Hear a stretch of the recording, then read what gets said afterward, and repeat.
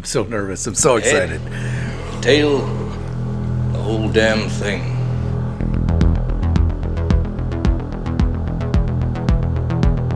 Welcome to the live podcast of Thanksgiving with Crappetizers.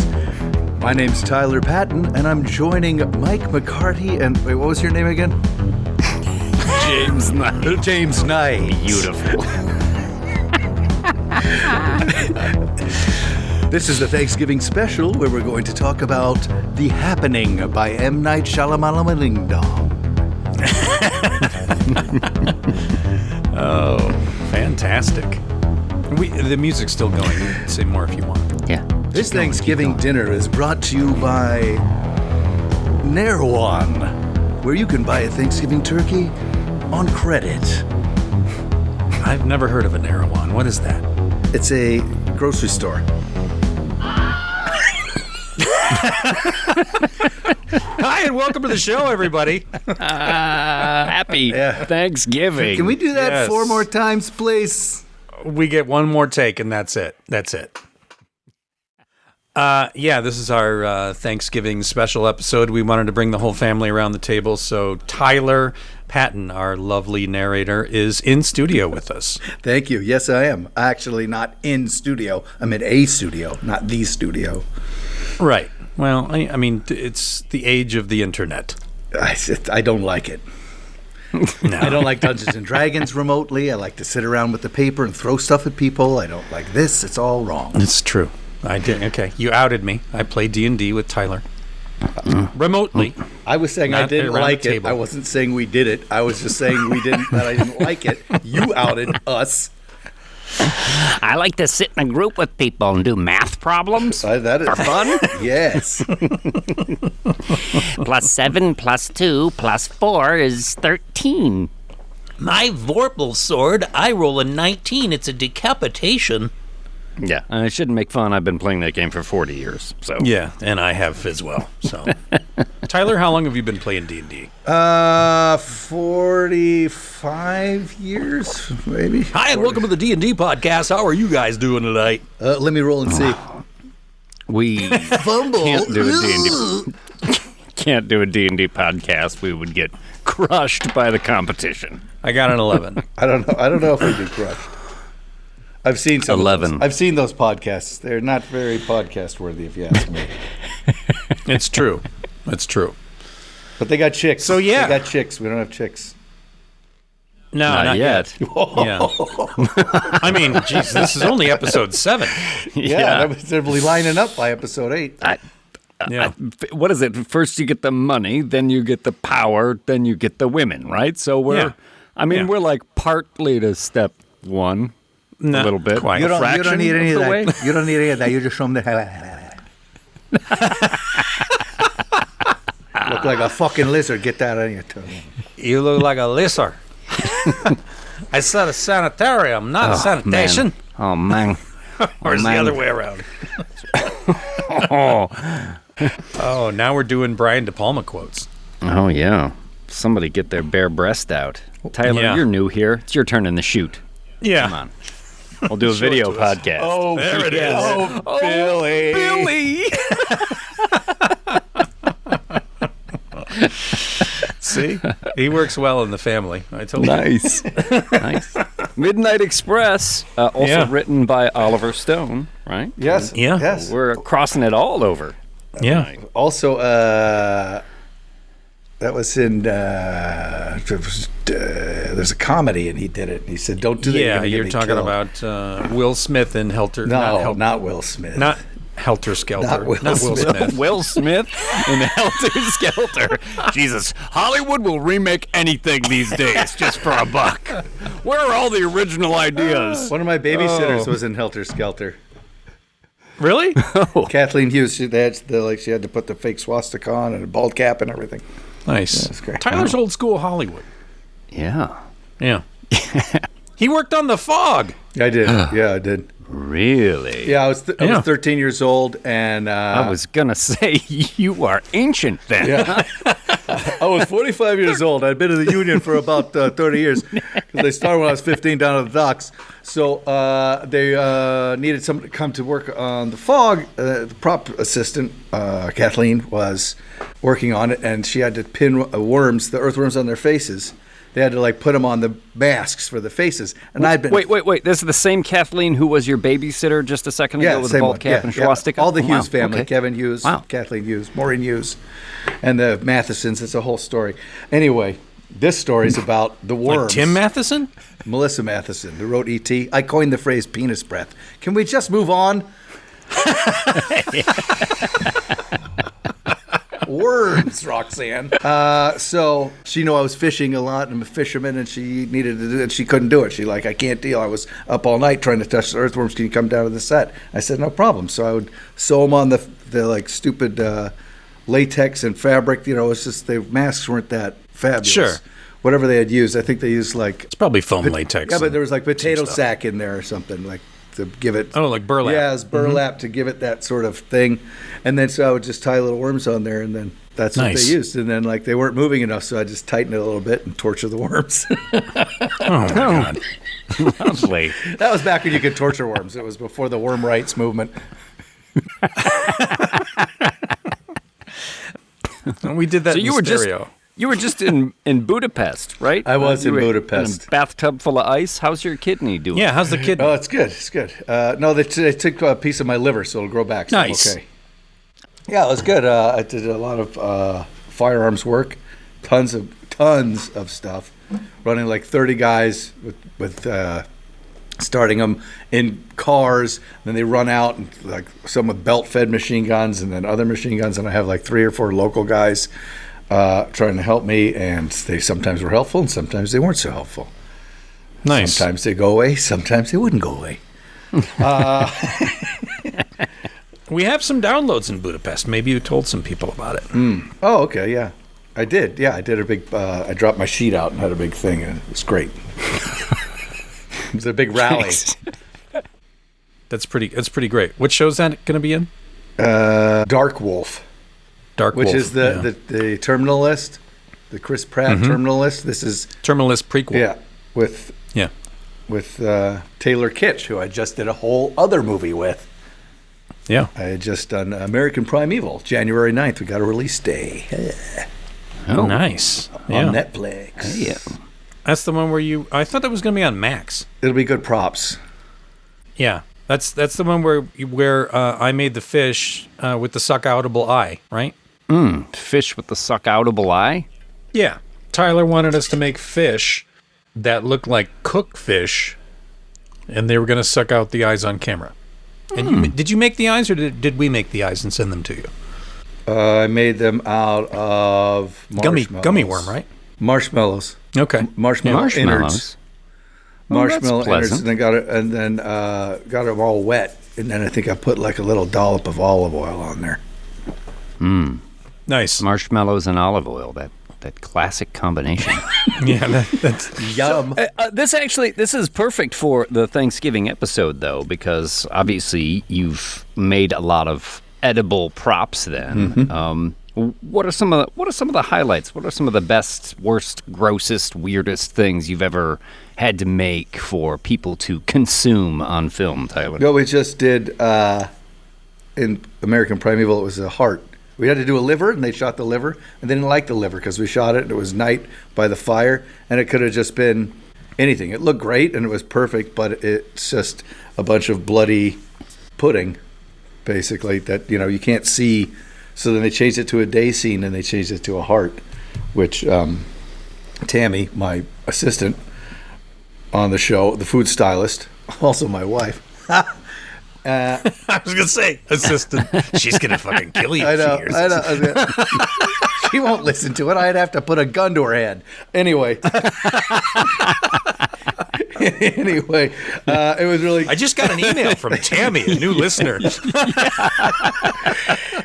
We used like a gelatin that she made, and then we put like those big pasta noodles inside of it for the chambers and stuff, and it looked really good. I mean, that was one of the better looking props that someone had to eat on camera. That was gross.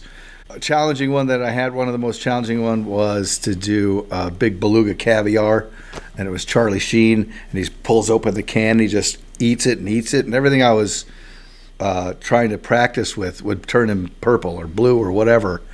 Because of the coloring of it. It was almost impossible to make something that rich of a color. And plus, he was like, I don't want any fish. I don't want to eat this. I don't want to eat that. I mean, I like sweets and stuff. So what I ended up using was like blackberry jam and then crushed up Oreo, just the black part. Oh. And then he loved it. He was like, "Oh, this is great." I was like, "Oh."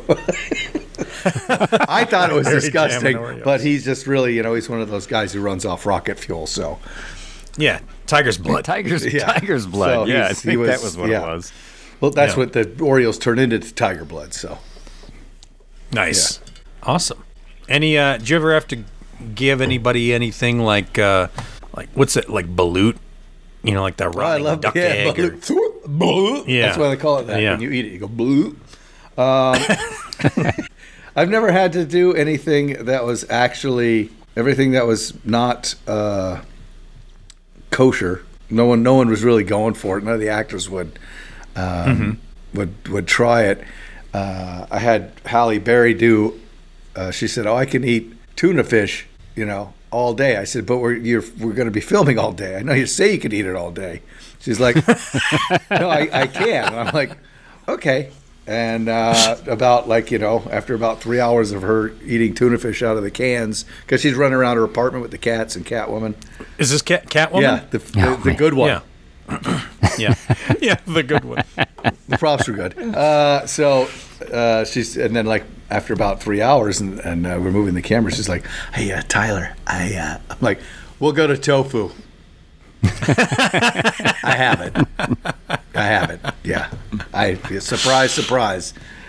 Nice. So, and they used, for the sushi, they used dried fruit and stuff, which was kind of a cool idea, which I would maybe not have thought of. Like dried mangoes and things like that, and then you wrap it in the sushi, and it looks like sushi because she had to eat. Yeah, sure. Yeah, sure. That sounds good. So do you have? I can eat that all day. Yeah. If somebody has to eat something and the prop's not working, do you have like a tackle box of other edible standbys that you can craft something together? Like you said, you had tofu. Well, usually, Halle Berry. Usually, if no matter what they say, I'm going to have 2 or 3 options for them once they start doing something, and they'll say, "Oh, I don't need a spit bucket." I'm like, "Okay, there's a cup right there for take 7." And there's a big bucket for take 75.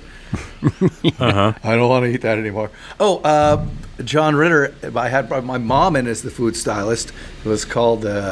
Your mom was a food stylist too? I hired her. Keep it in the family. Oh, sure. I brought her in as the food stylist. She's a script supervisor for many years, and I was working on Tooth of the Lion, is what it was called, and it was John Ritter. It was like some kind of after-school special thing, and he had to eat eggs in the scene, so I brought her in because my mom makes great eggs, and she made scrambled eggs, and I had 6 dozen eggs. It was going to be fine. And John Ritter does the scene with the kids, and he's like doing this whole thing where he comes out and he's like, "Here's the thing, you guys. I grab the toast, I do the thing, I eat all the eggs while he's doing this scene, and you guys do your homework, I do the thing, blah, blah, blah, blah, blah," and then he grabs a piece of toast and grabs his coffee and goes out. And he eats all the eggs every time. I'm like, "You got to start spitting those out." He's like, "Oh, these are great eggs." And I think we got to 5 dozen eggs that he had eaten. With butter. Get out. With my mom cooking it with like a stick of butter for each egg. And then so I think she contributed to his death. Anyway. I was just going to say, did he die early of a heart attack? Because I feel like perhaps we've discovered the culprit. Yes. And when the police took Tyler's mom away, she was like, he made me do what? it. He made me. Perhaps less butter next time. He made me do it. Jaws quote. So that was interesting, and he moved on, and everything was fine. That was one of my acting gigs was on that too, as I was doing props on it. And there was the guy who runs the gag is the kids are going on to the whole family's going on one of the sky trams at San Diego Zoo, and the dad and the stepdad they're all going to go on. It's going to be very awkward. They go on, and John Ritter has a hot dog, so the guy says, sorry, no food allowed on the carts. So then he goes and throws it away, comes back, and the cart's open, and then he has to take the tram ride with the dad. And the new dad and the old dad are stuck in the tram ride, and that's the gag. And then they have to talk to each other because they've been avoiding each other the whole time. So I'm the guy. And so I said, I'm going to do it with like an Aussie accent. And I got like the hat with the one flipped up thing and like, and then so I'm ready to do it. And they said, well, this is how you do the cart. You got to put the key in here. Here's the lock. Here's the safety. Pull that. There's the door. Don't forget to step on the brake or the car will go and kill everybody. And that's how you do it. And then you have to do it. And then get the kids in there and lock it. And make sure you do the thing and then turn the, because it starts like this. The kids all get on. The camera goes. He throws away the hot dog. We come back and there's a new car. So you got to get the kids in, do the lock, get the new one, pull the lever. Don't forget the thing, to the key, open it up. And if you screw it up, they have to go all the way up and all the way back around. And it's a 25-minute reset. So don't fuck it up, kid. How old are you? 25. All right. So I was like, this is awesome, great. So I did it and I got it. We did the first take, and we could come back, we do the second take, come back. It was fantastic. I was so excited. I called everybody up when it was going to come out, and I was just like, one of my first gigs. I'm like, everyone watch. It's going to be me. I'm the guy in the thing. It's just, I don't want to tell you too much, but it's going to be pretty amazing. And so I'm watching it, and then John Ritter goes up. He goes, the guy opens the thing. It's me. I'm like, there I am. And I put my hand out, and someone else's voice comes out of my mouth. Sorry, guys, no food allowed on the cars. Because it was so fucking loud, they had to loop me, but they never called me. So then they get on the thing, and then at the end, I called everybody, and I said, I'm really sorry about that. They go, were you in that? Did they cut you out? Like, I was the guy. They go, the goofy guy with the weird hat? So it was a painful experience for me. I was very upset, but that's the Hollywood true story of my looping session that never existed. Nice. My very first time I was ever on camera was in Pacific Heights with Melanie Griffith and Michael Keaton. And is there a nail gun in that? Yeah, there's a nail gun. Yeah, there sure is. Yeah. Did you work on it? Was there did you? I got the worms out of the apartment. Okay, yeah, that's what I thought. It was like one of your uncles or aunts or like I don't know. Maybe Mrs. Hughes. I might have worked on it. I don't know. I can't. I do not recall. I was working as an extra at the time. This is before I got into makeup effects, and they lead me into the police station when Melanie Griffith goes to raise a complaint about Michael Keaton, to the cops at the police station. So you can clearly see me in a punk rock denim cutoff jacket being led by the police through the station and past her. And then in between takes, I look over and she's staring at me. And I'm like, this is kind of weird. So I stare at her, and we're in a staring contest, me and Melanie Griffith. And I fucking turned my head. I couldn't take it. I punched out. I gave up. She beat you down? I was like, yeah, she did. I was like, this is great. This was when Melanie Griffith was like fucking hot, right? And I'm like, yeah, check her out. I'm in my fucking prime. I'm like 20-something, and she's checking me out. Yeah, I'm looking at you, girl. I'm looking at you, and you're looking at me, and I can't take it anymore. I got to look away. That was it. And I did. I looked away, and then she looked away. She beat me. And that was it. She never said anything. I think, maybe she was thinking about something else at the time, but yeah. Staring contest, Melanie Griffith. I lost. That's a fascinating story. Actually, the fascinating part is that she was actually in the room with the one-way glasses. She was just checking her makeup. Oh, yeah. Huh. Never thought about it like that. That's right, baby. This is great stuff. Should we? We have quite a mess of crapatizers and hors d'oeuvres that we have. Yes. For our Thanksgiving meal. We need a story from you though for like your on camera wonderfulness. Don't you have any? Go ahead. You know what? You said that was my first on camera gig. I honestly don't. It was definitely like an extra thing. I honestly think it was for like a French film that they were shooting in New York. Uh-huh. It might have been called like New York, N-O-U-S, York. And I just remember, I was, I don't know if that was my first one, though. It's just one that I remember being there, and I had to be at a party, and they kept telling me not to look so unhappy. They kept putting me in the shot. And the thing was, like, I really had no interest in being, like, in the shot. You know, I was like, I'm being background. I'd rather just, you know, I'll be in the background. That's fine. But they kept putting me in the shot, like right behind the principals and everything.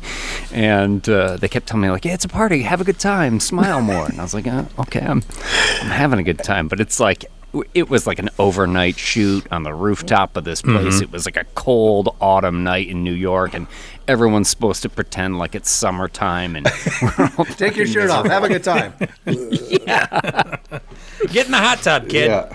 That might have been my first. That might have been my first one, but I don't remember.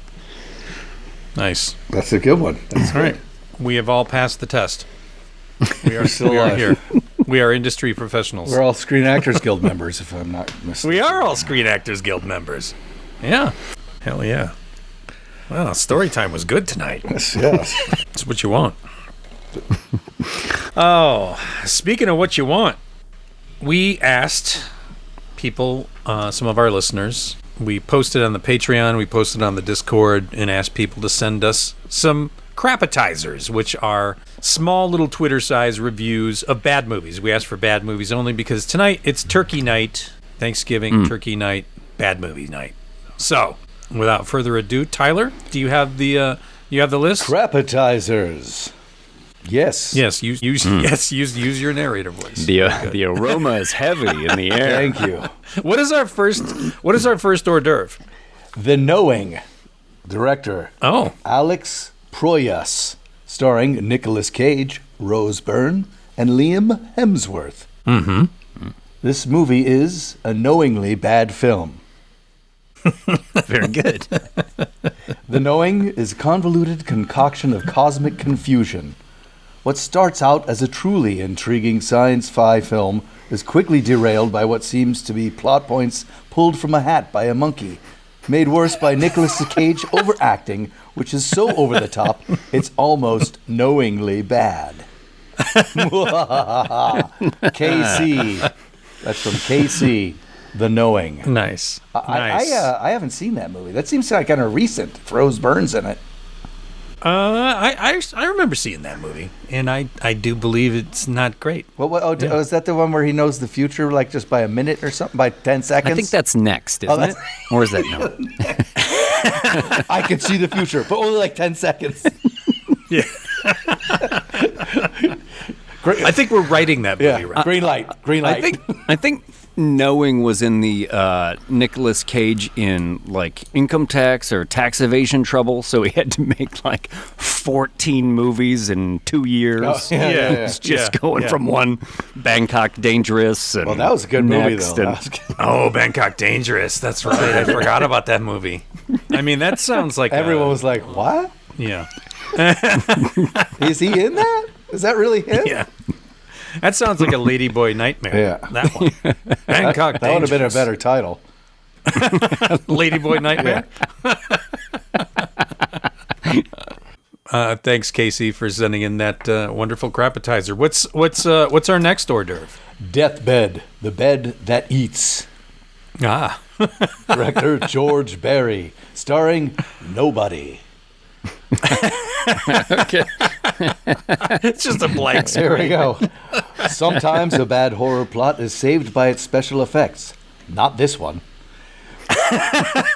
People lay on a bed and roll around in bubble bath while you hear the sound of someone eating an apple. Then a man trapped in a painting admonishes the bed for being evil. Repeat. Tagline should have been, "This film will put you to sleep, and then you will die." That's from Brother Rory of the McCarthy clan. Oh, Brother Rory of the McCarty clan. Yeah, it is brother from another mother, Brother Rory. Brother Rory, sister Caitlin, James, we're all part of the same family here. And you too, yeah. Tyler. And You the too. spaz at the end of the table. I think you can still sitting say, at the you can kids' say table. spaz still. That's still okay. That's the last one.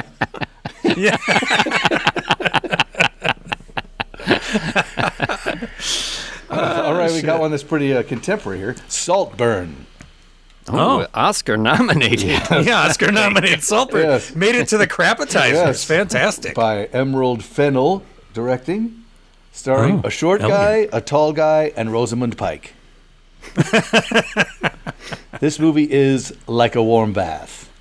Ooh. If you've seen it, then that's really, That sounds This delightful. modern adaptation of the myth of Theseus and the Minotaur puts the bone in boneyard, and its final scene reminds viewers that with a little creativity and determination, anyone can achieve their goals. Puts the bone in boneyard. You know, that's actually just a legit review. That movie. Yeah. Have you seen that one? I have, yeah. I saw it in the theater. I have seen. Yeah. I've seen it as well. I mean, it's got some really weird stuff in it. We've talked before about moments in movies that are not horror or terror, but make you very, very uncomfortable. Yeah. Saltburn definitely as a 3. I think it's good 3 in there. I think that it was. I had never seen that actor before, and I was just sort of transfixed with his appearance. The short guy or the tall guy? The guy with the weird eyes, the Irish weird guy, the star. short guy, Barry. Yeah. Barry. His last name starts with a K. I'm not sure. Yeah. Kilcock. Those Irish names. Yeah. I thought his performance was good, and I just couldn't it was. He's a weird looking guy. He's a good actor though, Yeah. and I got to see his wiener, so that was exciting. Okay. Was this a personal thing? Like, No, at the end of the movie, he's running. Oh, in the movie. Wait, spoiler alert. Yeah. He's running around the mansion, dancing, swinging his. Yeah, it was and that's not. You didn't see it coming. Yeah. It was an interesting ending to the film. Okay. Nice. Oh, what's next here? Who sent that one? They didn't say. Oh, all right. Anonymous. Anonymous. It's probably I think it was Siskel. Oh, yeah. Gene Siskel. Okay, this one. That's right. This one. Your Hunter from the Future. Starring Reb Captain America Brown and Corinne Clary. This film is a masterpiece of shit. And don't mince words. It's actually pretty funny to watch. I've seen it. So bad it's very watchable and actually endearing. Imagine every cheap-ass Conan the Barbarian ripoff having an orgy with Quest for Fire and then Turkish Star Wars, disguised as an Italian Star Wars, joins in on the action. You'll fall in love with Yor as soon as you see his Spicoli dumbass surfer smirk along with his super bad wig as you're singing along to his infectious theme song, Yours World, Yours World. Play that tune loud. Yor is Roy God. spelled backwards, if you didn't know. Tagline was, he's from a future world trapped in prehistoric times, searching for his past. A hunter of incredible power and strength in his quest for origin, he and the woman he loves must fight hostile tribes, battle deadly beasts, and try to survive the violent forces of a newly born Earth. How'd that fit on the poster? It's very long, and I'm still confused. He's from the future, trapped in times, searching for his past. It's almost poetry, that part right there. Yeah. That's great. It's delightful. The tagline should have been, hey, I forgot my wig for the poster, so there are no flying saucers in this film.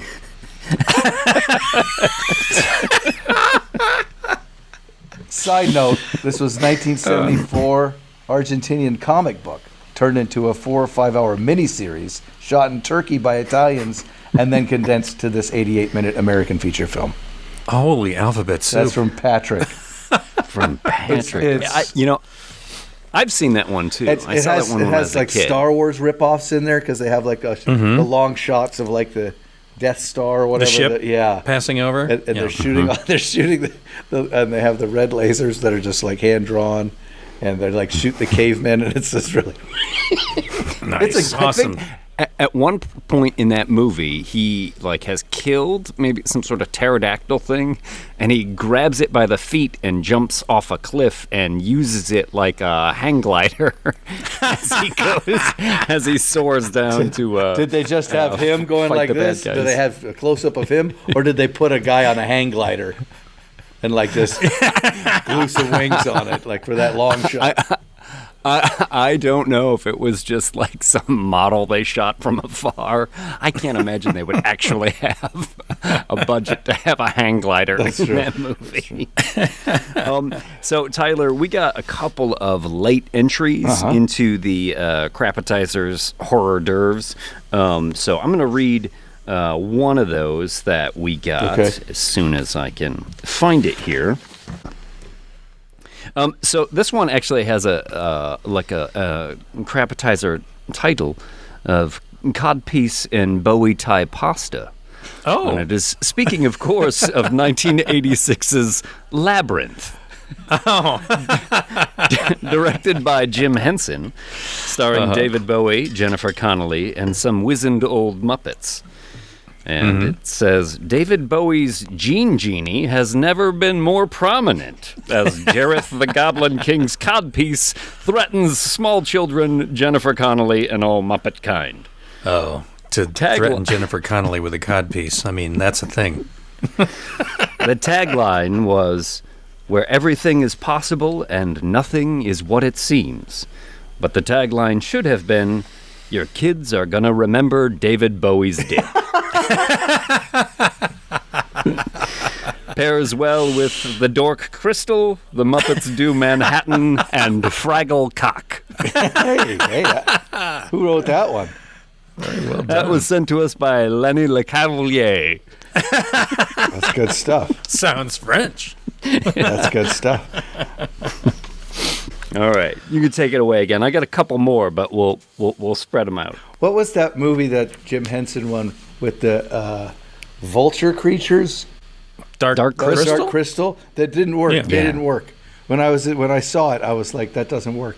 It's a guy in there, and it didn't look like a hunched puppet. It didn't work at all. Then I was like, that I could make that better. It's like, that's terrible. Doesn't work. I'm not buying it. Fucking garbage. Walked out of the theater angry. I threw my popcorn. Threw your popcorn. I got everybody out. I said, let's get out The of guy here. at the counter.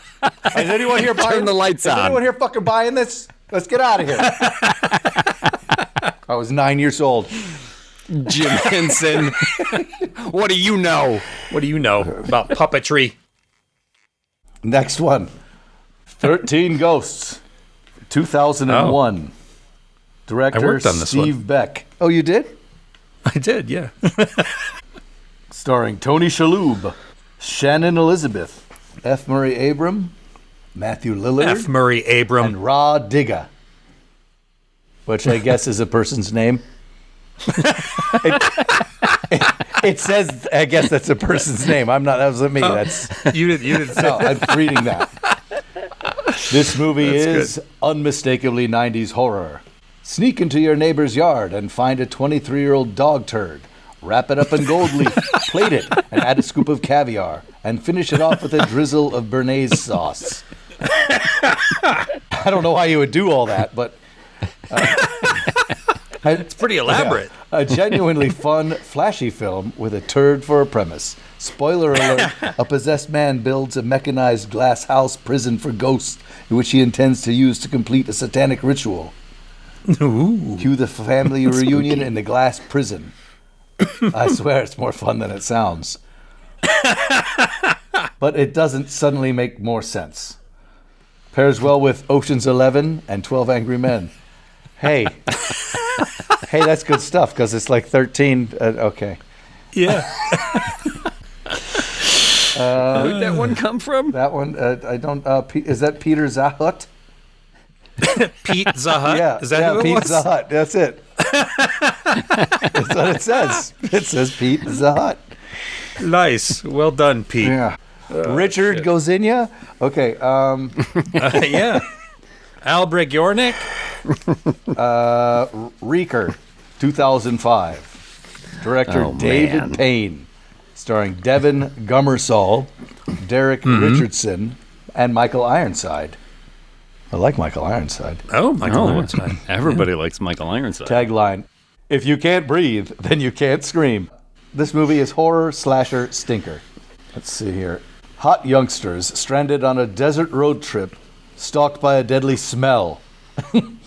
It's more layered than that.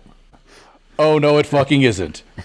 But the basic people trapped at bad motel kind of horror flick, except the smell. Then it's Jacob's Ladder, the story, smelling worse. Pairs well with roasting Brussels sprouts, old fish, or whatever covers up the stench. A sadly accurate title. Anonymous 1 star. IMDb reviewer. Oh, anonymous 1 star. You know this Reeker. This It's called Reeker. This fan of the show, anonymous 1 star, sent 8 reviews. Like super literally, we're at Thanksgiving dinner, and this is the uncle that pulls up in the Subaru, and he's got the hatchback, and he opens it up, and he's like, "Hey, I got some vegan casserole here," and pulling out, here's a pie, and he brings like way too many appetizers and put them all around the table, and then everyone's like having like a no thank you bite. Was that what they call it? When they're like, no, you just got to take a little spoonful and put it on your plate, and so it looks like you enjoyed whatever it was. I'll come back for it. I got to leave some for everyone else. Yeah, yeah, exactly.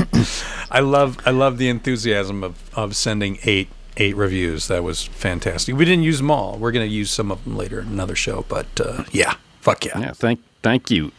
Thank you, anonymous 1 star. You know, you said that one pairs well with rotting Brussels sprouts. Roasting. Roasting. Did I say rotting? Roast. No, I think you might roasting, but I have one here that came in late. Also from Lenny Le Cavalier. That is titled "The Mussels from Brussels Sprouts," and it is 1991's Double Impact. Oh. Director Sheldon Lettich and starring Jean-Claude Van Damme. And Jean-Claude Van Damme. And written by Jean-Claude Van Damme. Did he write it, really?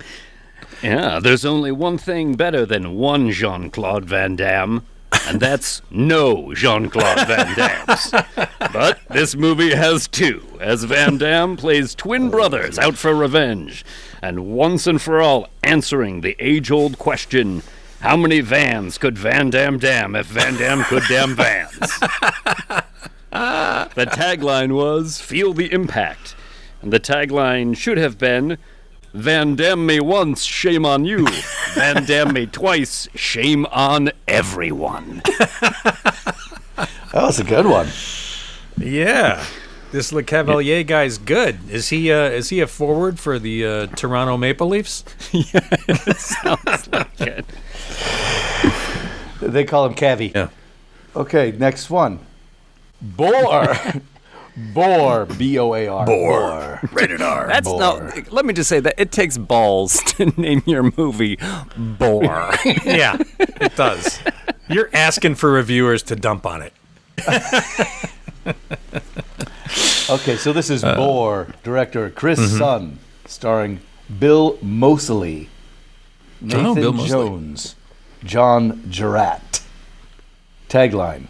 In the Outback, no one can hear you squeal. I don't think that's true. Isn't that the tagline for Deliverance 2? Delivering Down Under? Yeah. Well, I smell an Emmy.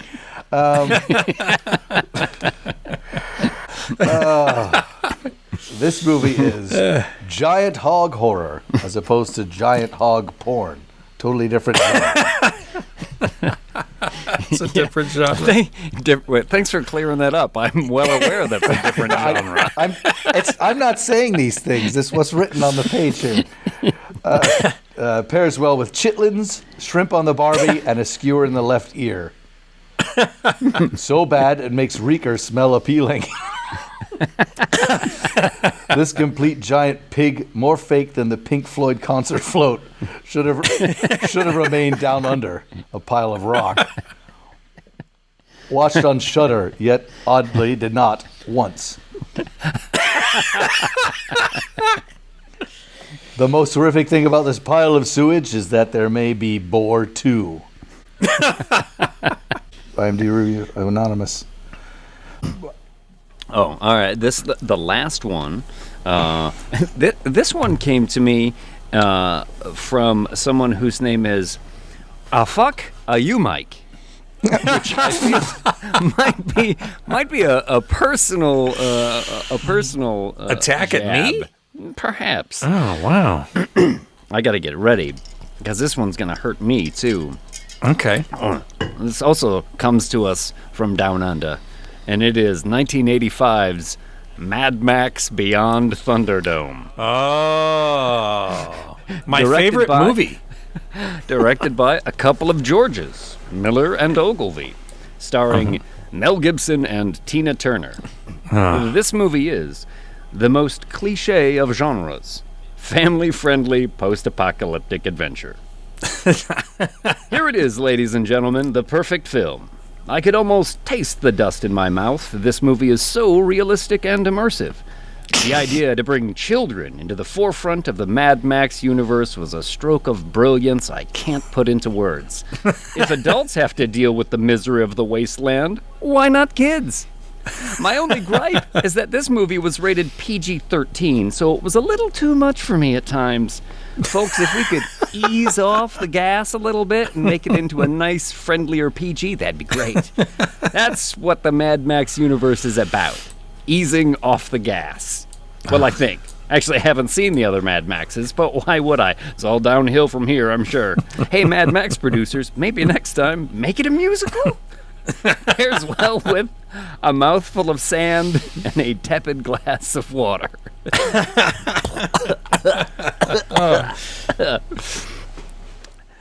Yeah, That one couldn't was- be truer. I mean, if you look at it that way, Yeah. sure. What a pickle, huh? Oh, my God. How many we I got have it- left? 3? I have admittedly not seen that movie in a while, but from what I remember, it's really after Beyond Thunderdome. That's when it goes to shit, I think. It's when it goes beyond Thunderdome. Not just the title of the movie. I mean, like, that specific part in that movie, he goes beyond Thunderdome and it just fucking flames out. Yeah. The Thunderdome is the only thing that's cool in that movie. Everything else is dog shit. That's why we do the tell, so we can remember. Fuck you. Fuck you for even knowing a fucking quote from that fucking garbage heap. Captain Walker, Mrs. Walker, Baby Walker. Hold on. Here comes the script for that one. There we go. This could also be the script for every M Night Shyamalan Ding Dong movie since I don't know, Unmasked or whatever the fuck that one was. Unbroken, Unbreakable. Yeah, whatever. Unbreakable. Yeah, sure. Yeah, sure, whatever. Just Unbreakable, Sixth Sense, and that's it. And that's it. I'm just gonna say I saw The Trap. So did I. We can talk about it when we get into M Well, Night I wasn't. after. I just wasn't even gonna. It's not worth talking about. It's that bad. It kind of almost isn't. Yeah, it's just like what the.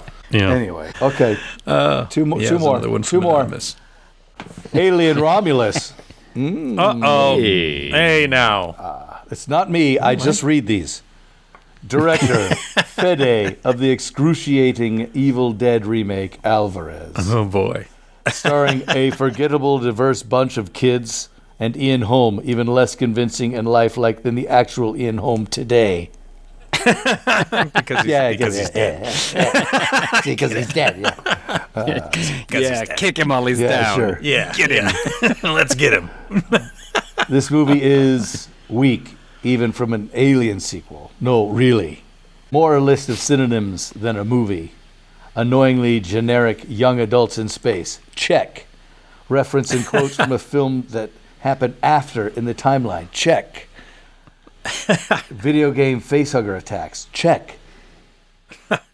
Member berries aplenty. Oh, you betcha. Check. On the plus side, it's nice to see Sir Wrigley Snot letting someone else embarrass the series again. Recommended. This elective procedure is anything but necessary and strongly not recommended. Pairs well with Alien Resurrection, Alien Covenant, Alien vs. Predator Requiem, or any other garbage that should be jettisoned out of the airlock. Out of 5 stars, 0. Yeah. Wow. That's from Dr. Phil McGraven. Do you remember him, James?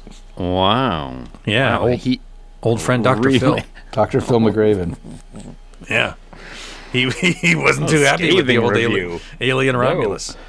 No. I thought it had some redeeming qualities, but it was a little too much. And then that giant weird basketball player just killed it for me. Yeah. Since we've done the review of that, I've watched the movie again, and I actually got a little into the behind-the-scenes stuff. All that stuff is practical. I said that kind of like Mark Wahlberg. All that stuff is practical. All Hey, that stuff guys. is practical. Hey, All that stuff is get practical. excited about it, All that guys. stuff was practical. Practical. It was practical. Oh, shit. I've worked with Mark Wahlberg twice. I'll do that.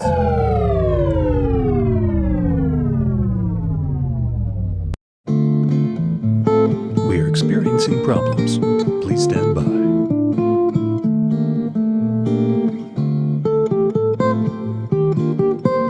Welcome back. After some technical difficulties, we're back with the head, the tail, the whole damn thing. Yes, we had a technical difficulty right in the middle of our crapatizers. The Southern California Edison decided to turn my power off, which is why we need your support. Edison. Which is why we need your support. Please go to the Patreon and buy in at the $4 level so they won't turn my power off anymore. Revenge is a dish best served cold. Exactly. That's from Con too. Yeah, that's. I don't know if you know. It's from Les Liaisons Dangereuses originally, and then they reappropriated it for. But he quotes for the Herman Wrath of Melville Khan. when he does the white whale from Sure, around the board. from I Hell's stab Heart. it. Sure, He but is, obviously that one's Yeah. Moby Dick. But most people No, don't know that's- that Dish Best Served Cold is from Dangerous Liaisons. But But did you know Yes, that? I did. I did. Yes. the Moby Dick is also called. that's right. Whale of a Good That's Time. the part where So- John Malkovich seduces it. It's John Malkovich. Now there's a winner. All right, here comes the next one. The last one. The last one, the last crapatizer. It's been delicious so far. Godzilla X King Kong, New Empire. Godzilla X King Kong? That sounds great. Director, former horror hopeful. I don't know Ty it's West? what it's Ty West's Godzilla? Yeah, that's the name of the movie. I don't think Ty West did a Godzilla. Trashy. They were like overalls. Mighty Kong has risen. I can see it now. The director was former horror. The director was former horror hopeful Adam Wingard. Oh, Fantastic. okay. Starring Rebecca Hall, who deserves better, and others who don't. Rebecca Hall does deserve that. This movie is a new low for our two big guys. No, really. That's too bad. Two legacy monsters try to join the MCU and a pixel factory explodes. Boredom ensues. Recommended? Sure, like lobotomy with an ice pick pairs well with, but not as good as, Godzilla 1998 and King Kong Lives 1996. Oh, not as good as. That 1998 Godzilla with Matthew Broderick? Yeah, Jean I worked Reno. on it. I worked on that. I worked on that too. Did you work on that too? I did, yeah. Nice. 2 out of 3 dentists approve. I was the set dressing on the subway scene, that whole subway set with this diagonal fallen subway train and all the fake stuff, and then that. Yeah, it was cool. What did you do? The guys that were the No, I did the egg stuff. that was When there the babies too. were birthing out of the eggs, we made the eggs at And then K&B. the stunt guys who did the little baby Zillas or whatever they're called, Wow. Godzukis. With Yeah. both of you guys working on it, it's amazing it was such a piece of shit. The set dressing was amazing in the subway. And the and the egg birthing sequence is quite phenomenal. The best part of the movie, actually. They don't ask us anything else, unfortunately. Yeah. A pixel factory explodes. That was the last great. crapatizer. I love that.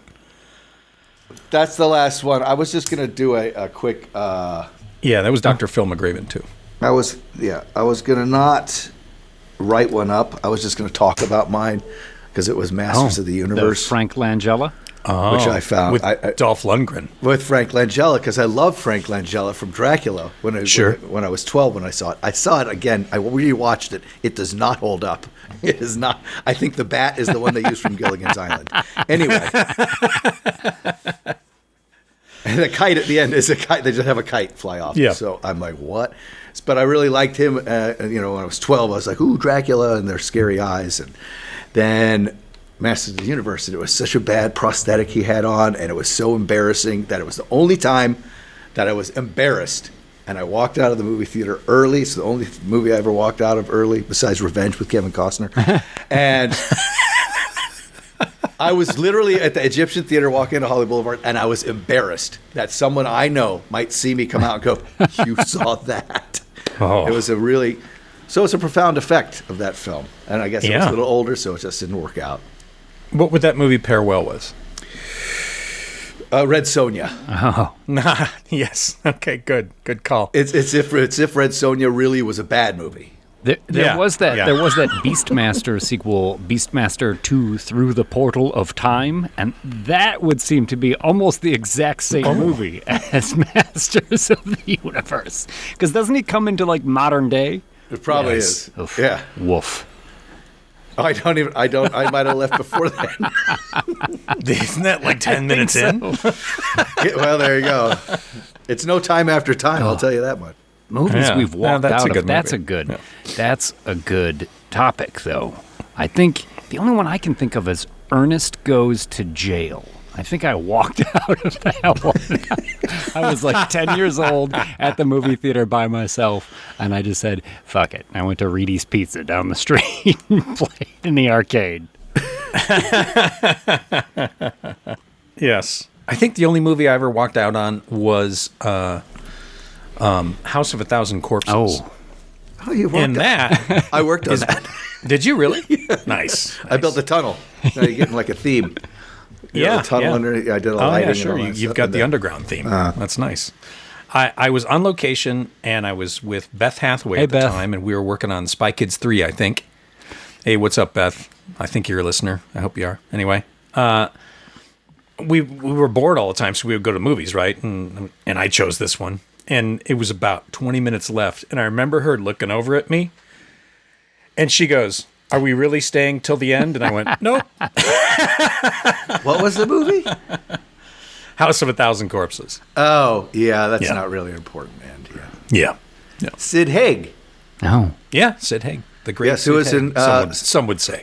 who was in Spider Babies, if you know that movie. If you go I way do. Back. Yeah, Spider Babies. Stars Mary Mitchell, my mom. Oh. Thank you very Really? much. Yeah. Your your mother starred in Spider Babies? Yes, and she's in Dementia 13 and Panic in Year Zero. Dementia 13. Wow. We were Dementia just talking 13 is about pretty that great. the other day, actually. Thanks. That's my father with the axe, by the way.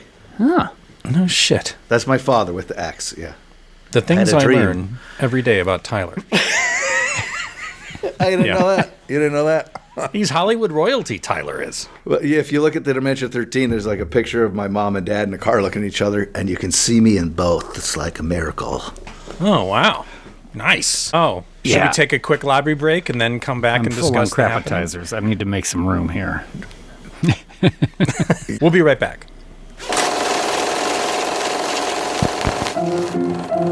Let's all go to the lobby. Let's all go to the lobby. Let's all go to the diva to get ourselves a treat. Especially things to eat.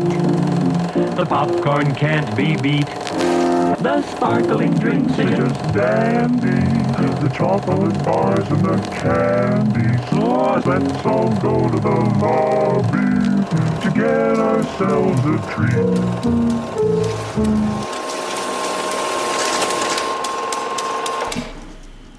Based on the material that I saw, the happening, I felt it would be important that someone takes a counterpoint. So I'm going to try and tell you why. No. Yes. I'm going to try and tell you why that movie is really good. Wonderful. Fantastic. That's why we're back, everybody. Tyler is apparently... He's a big fan. He's gonna be fan opposed of The Happening. He's a big fan.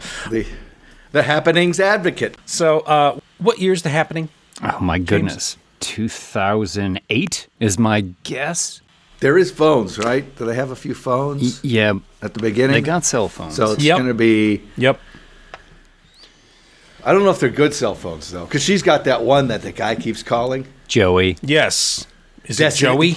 Yes, the Joey, the personification of fear. Great. Lack of commitment every time, right? Every time. She's got to make that move, and then there's Joey, right? Everyone's self-doubt. We all have our own Joey. Okay, keep going. Okay, nice. The Happening, 2008. It is 91 minutes of garbage, and 91 minutes of schooling. Yeah. Higher education. Brought to us by M Night Shyamalan Ding Dong, and I think this movie is clearly we're backing up. And here we come. This is the script, I believe. This is also the script for Lady in the Water. And what's that newest one he's done? With Josh The Trap. Yeah. Which is terrible. Yeah. I'm agreeing with you on that one. Yeah, 100%. The Trap had nothing happen. You know, The Happening is the movie that I really lost all faith and desire to see any of M. Night Shyamalan's movies again. I had been with it up until The Happening, and it was so terrible. It's just so awful. I wouldn't go back. I don't know what movie you guys watched, but you are so far off the mark. It is like, No, man, we're not. I think we should just go through it chronologically, and we can maybe hit some of the things that I noticed that probably got by you guys. Okay, great. So it opens up in Central Park at like 8:30 or 9:30 in the morning, and we see a woman sitting down on a bench talking to her friend, and she looks around and she says, "Is that blood?" But she wasn't actually, like, the camera shows a tree and it shows some people stopped. No, that's a brilliant film. Yeah. So wait, the Central Yeah. Park thing, that was used in Central the Park trailer thing. where she's like, is that person scratching their face? Is that blood? And they never Yeah. cut to it. That was Yeah. pretty creepy. I thought that was a good little device there. What actually was happening off camera was that person was eating like a push pop, and it was like it melted at the bottom, and they got on their face, and she saw it, and she started, is that guy? And he's like trying to wipe it off. Yeah. But it's just sitting on his face. He doesn't have like a... Is this movie the personification of fear and people blowing things out of proportion? Yeah. You did get it. You did watch it. Yeah, okay. Yeah. No, it's actually more. Yes, and Yes, and? I would go up into mass hysteria, Yes, mass panic, hysteria. what can actually take root in society and the world as it would be Nice. in the Okay. happening. After this sequence, well, the girl takes the thing out of her hair and just stabs herself in the neck, and then we cut away. So why is the one girl who's sitting next to her immune? And why are certain people immune at certain times? It's why is it that sometimes in a production meeting full of a bunch of morons all telling you how it can't be done, you have the voice of reason, and yet you still can't be heard? That is also true. So as all these people panic, as everyone's freaking out, there's always a person there like, there's nothing. Yeah. It's the emperor has no clothes. You've got to be bold enough to say there is nothing wrong. But after Central Park, right, we go to Mark Wahlberg, science teacher. And can we just spend a moment talking about how brilliant that casting is? I've never seen anyone so Yes. uncomfortable sure. in a classroom setting as Mark Wahlberg. Everybody. with a vest, with his vest. The vest made him look smarter. Hey, let's That all talk little- about science. You vet- know, plants and animals and stuff. What's happening to the bees, everybody? Yes, his, Hey his sweater guys. vest. Hey guys, what about the bees? Has anyone thought about that? I mean, it's so weird that the bees are like disappearing and everything. Come on, use your Right? minds. It's science. If they disappear, if they disappear, we'll be dead in 2 hours. Questions? Anyone got a theory? Anyone can Someone save the take planet? an interest in science, please. And then when like class is dismissed. No, wait, you can't skip by the guy who's the pretty boy, who he dresses down because Mark Wahlberg's not a pretty boy, so he's gonna. Your That's nose right. is gonna grow. Your ears are gonna turn into Yoda, so you better come up with an answer. So he said, maybe you can't explain it, and he's like, that's right. And I was just kidding about the ears. You're gonna be handsome. He says your face That's is what perfect happened. or something like that. Yeah. Yeah, that is the end of that discussion. They say maybe you can't explain it, and he's like, "Yeah, that's right." And the whole fucking movie is heading that direction. Maybe you can't explain it. The Yes, whole that's plot. the answer. He explains the best. plot of the movie by saying sometimes things happen and nobody knows why. And that's what the movie is. Exactly. It's a blueprint for you to enjoy the next hour and a half. It's brilliant. It's brilliant. Really. And then the juxtaposition of putting Mark Wahlberg as the smartest guy in the room. That's Sure. because they're showing you that he's the victim as well of the panic because he's actually not that smart. He's just a vest. That's all he is. He's just the Empty best. shell. If you watch, everyone talks to him. He just like says the same thing back to him. Look. It turned out to be brilliant, but I found out it's because Mark Wahlberg can never remember his lines. Like when he goes over to the conductors, he's like, "Hey, what's going on over here? Nothing much going on over here. What are you asking questions for? I'm just asking questions. Yeah. Well, there's something on our phone. What's on your phone? You can't get a hold of anybody. You can't get a hold of anybody? Nobody. End scene. You see how the guy just feeds him because he's you. He just kind of repeats the lines back to everybody, What? right? I don't want to be Mark Yeah. Wahlberg. I don't want to be him. He is a nice man. I've worked with him twice, but I will not stop ripping on him. Okay, so then after the classroom scene, what happens then? Oh, the teacher comes, the principal. Yeah. Something bad happened. And he says, a terrorist attack in Central Park? That doesn't make sense. And I'm thinking, why does that not make sense? That's correct. Again, highlighting that he is not the greatest. He's just a sweater. Why would they attack Central Park? Yeah. Yeah. It's not like anyone's ever heard of it. And there's probably nobody there. That was a bit of a stretch. But A again, little- like it's, a little bit of a but it's stretch. just showing that he's the sweater. That he sends all the kids home. Do they all go home? Yeah. That's the end Yeah, of they the don't school call. day? He's gonna say something to him, and then he goes, never mind. Oh yeah. You know what? That would have been the saving grace of all those children if he would have just said, "Hey, Yeah. keep your cool out there." But he doesn't do that. He lets them all panic and die. Because he's a vapid fucking nothing. Yeah. It's a reflection. He's a mirror, so you better watch what you say about him. And just when you think the movie can't get any more vapid, here comes Zoe Deschanel. At one point, I was like, in this apocalypse scenario, we are relying on the cognitive efforts of Mark Wahlberg and Zoe Deschanel. And I could not feel less safe at this point. She had an interesting character to portray. It was very challenging for. Yes. Let's to hear come about her across. characterizations and. As he is the empty Okay. vessel, so looking for direction and answers, just like you. She is the id of that, where she knows too much. Therefore, the fear has gripped her. She's in a state of panic the entire time. Nice. She's obviously shell-shocked. I mean, there's no other explanation at all for that performance. Yeah, she's shell shocked from minute 1 to minute 91. Even when she looks at her phone. Yeah. When Joey's calling her. And Who's you know that? what? Nobody. What do you mean? Phone? What's a phone? I Yeah. don't know. This isn't even my phone. I was just wondering who was calling. What She the desert hell? cheated. Are you fucking Desert him? cheated. Yeah. Are you fucking that guy? She desert cheated. She deserted him. Yeah, these are like children. You see, again, he's showing that like their childlike behavior shows how underdeveloped they are and susceptible to this panic that's How much taking over. coffee did you have I before didn't have any coming coffee. in here? I didn't have any coffee today. I didn't have any coffee today. Your coffee. You love it so much, why don't you marry it? The whole thing was she had tiramisu with a guy, right?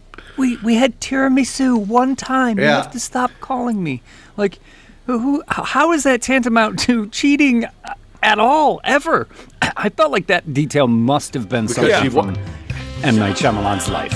No, it's chicks, bro. It's chicks, bro. Chicks, just do your thing. It's gonna be fine, but they got to air it out because they don't want to carry it around. So she's You gonna. had tiramisu? I wanted to fuck him. Is what she's telling And then him. he stuck his finger in my ass. Yeah, but I wanted to fuck him. Then I would have been like, all right. He never. Yeah. Well, see, that's the thing is, she's telling him that she wanted to. She's not.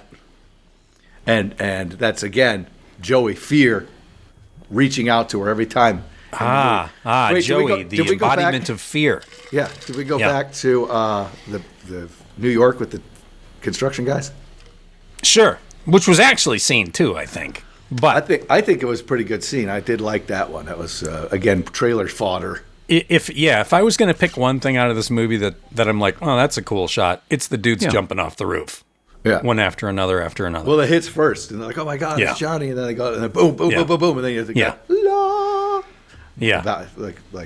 That again. You see, that is panic. That is, complete breakdown of mental facilities because they believe that there's something happening that causes you to act in a way that's suicidal, and so much so that they go into full-blown panic mode and just belief as it's dangerous as well as it's. Your belief in science is just as dangerous as your belief in the person next to you jumping off the building. Okay.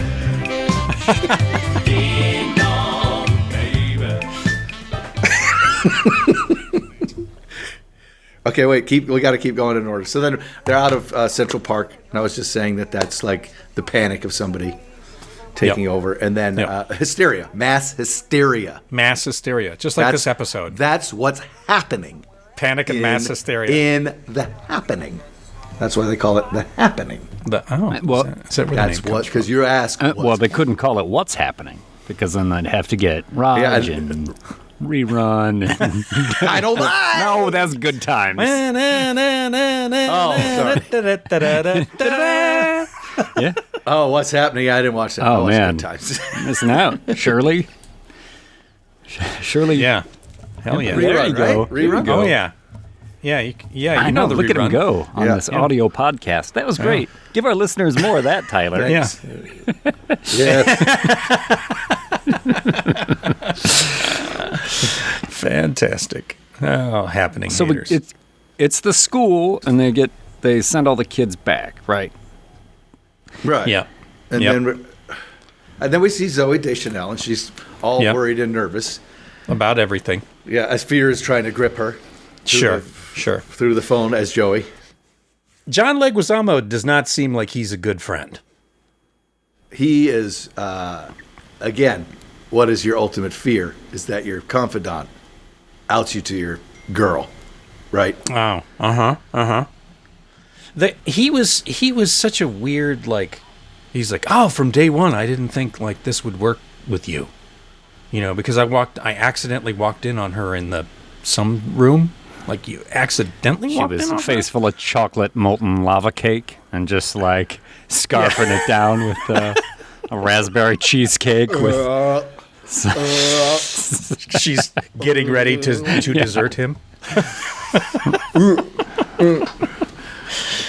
Yeah, she looked really good standing next to the cherry cheesecake, and I thought, Look, you have chocolate mousse with him, lady? You slut. John Leguizamo, though, is, I think, the only... I mean, he doesn't seem like a good friend, but I did think, wow, you seem like a good actor in this, because he seemed immune from whatever was happening to Mark Wahlberg and Zooey Deschanel in this. You have to give a lot of that interesting direction to the screenplay, because even he, with his skills, couldn't pull off. Yeah, I'm gonna leave my kid with you guys because I'm gonna go see my wife. Yeah. Bye.